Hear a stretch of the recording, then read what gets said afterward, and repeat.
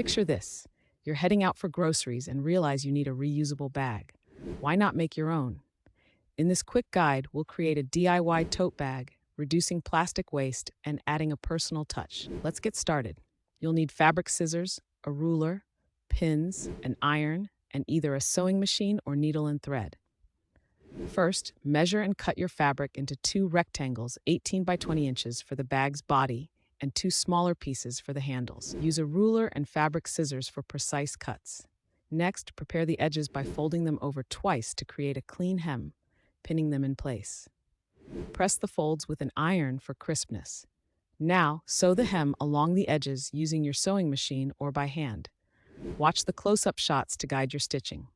Place the two large fabric pieces together, right sides facing, and sew along the sides and bottom.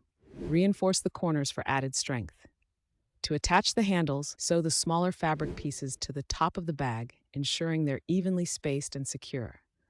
Finally, turn the bag right side out and give it a final press with the iron.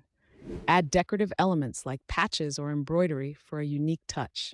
Now enjoy your personalized, eco-friendly tote bag for shopping or daily use. It's that simple and practical.